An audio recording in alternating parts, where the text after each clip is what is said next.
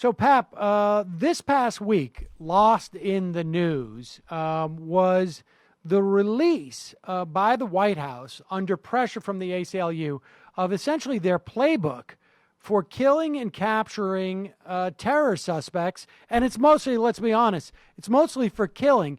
And this is a big issue. Obviously, a lot of this information is stuff that we heard in dribs and drabs in 2013. But this is the first time that we've had a chance to see this book tangibly in our hands as to how the U.S. government goes about deciding who they're going to assassinate. Yeah. Well, there's a lot of parts to this story. I mean, first of all, the part that you start off with, the very fact that the ACLU could accomplish that, getting a court order to declassify this material, even though it's very heavily redacted. You've got, you've got statements that outline exactly what the review of the agency is. They try to give us some sense of what the imminent threat is and when we can use lethal action with a high-value target. But it's just goobly. It's gobbledygook. I mean, you've got basically they say, well, it goes through a legal review, then it goes to the national security staff. They create a statement for another legal review. And then the next step would be to go to the president. I mean, it's a bureaucracy of a nomination process that it's at the end of the day, Sam, it's just subjective. It is, let's take this person out, which is, look, I got to tell you something. There's great rationale. There's great rationale for the idea of drones. I mean, the argument that we hear the government make is that death at the hands of ISIL quality terrorists far exceed the death rate of drones killing people, unintended victims. But the point is, there's the other parts of this story are interesting to me. And it is, one part of it is that now we see Obama surfacing, what he's doing right now, Sam, is he's trying to preserve his legacy. If you remember a week or so ago, Obama does a press conference, and he's talking in the press conference about, it sounds like it's all about ISIL, but when he lands the press conference, he's really talking about trying to answer the $400 million payment that was made to Iran. So why did he do that? He dresses it up as a discussion about ISIL and our, the advances we've made, but really his sale is, I did the right thing with the $400 million to Iran. This is kind of the same thing. He's coming out right now and he's trying to get ahead of this because it is basically, he understands that this is his legacy, like it or not. These are things that people are going to talk about. And, when you're living in a world of absolute horrendous terror from organizations like ISIL, most people can say, I'm okay with this. Right. Until it's their family that, down the road is taken out by, I guess, classified as an unintended victim. And the numbers are startling. I think it's 90% of the targets that they hit, 90% are not intended targets. Well, I mean, it depends, I guess, on who you talk to. As far as the government is concerned, they're saying that we had very, very few tangential casualties.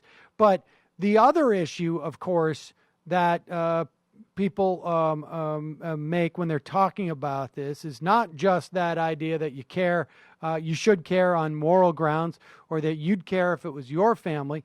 The other issue is that by all accounts, in many respects, when there is such indiscriminate use, and it's not totally indiscriminate, but there is such a, particularly when you're talking about signal strikes, where there is, you don't really have a positive ID of who you're killing.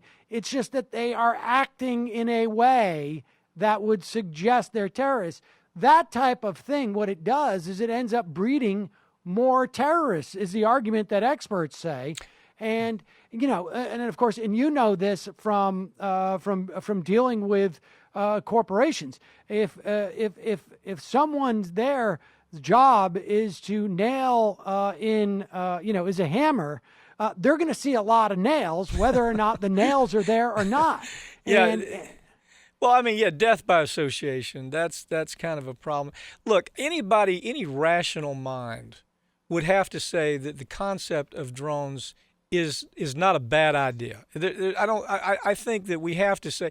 I mean, look, what day goes by nowadays where we're not seeing something as horrendous as ISIL beheading 50 people, or raping children and selling them into. I mean, they're awful stories. So I say, great, take them out. Go do it. Use the drone system. But the problem is they simply need to maybe reevaluate when and how they use it, because this is no different from the FISA court, Sam. I mean, the FISA court, that you could go to the FISA court and get anything done you wanted to get done. They appoint certain judges because those judges have a certain ideology. This is the same thing. If it goes through the legal review, it's somebody that it's the type of legal review that you're going to have some curmudgeon right winger who wants to kill them all and ask questions later. Those people, you just put them in the right place in the legal review. Then it goes on to the national security staff. Well, who do you have doing it? Who's looking at it? That's all a big part of this. And then you go and it's submitted to the president, and the president half the time, I really do believe, is not given all the information about the subjectiveness that has gone into the use of this lethal action with a high-value target. And so I don't know. I'm looking at it, and frankly, I think the drones probably they're necessary. They're absolutely necessary.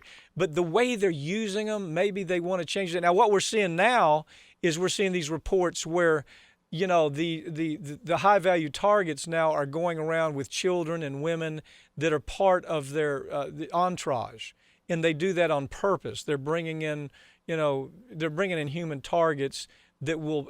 The idea is to make it less likely that somebody's going to use a drone to take them out. I mean, so it's really complex. You can't put somebody on the ground and do this. There's no way. I don't care how good the soldiers are. I don't care what their experience is or their technical advancement. You can't put them on the ground and accomplish some of the things they've accomplished with drones. But they really, really need to get better than having 90% of the people killed that are not intended targets. But there were two aspects about that drone program. One is it's not just the bureaucracy that sort of flattens everything out and sort of begins to undercut accountability. It is that the parameters they've set up by using words like continuing or imminent threat, or whether or not it's feasible or unfeasible to go and capture this person. You know better than anybody that these are weasel words. Yeah. They mean different things to different people, and there's no real standard there. Well, there's not, and this is made to be wide open. Again, this is not driven by language. The language of this document doesn't drive anything. What drives this entire thing is Billy Bob being appointed to the guy that's going to review the national security staff. A guy like Yo being appointed to legal review. So it's a stacked deck. If they want to take somebody out, they're going to take them out.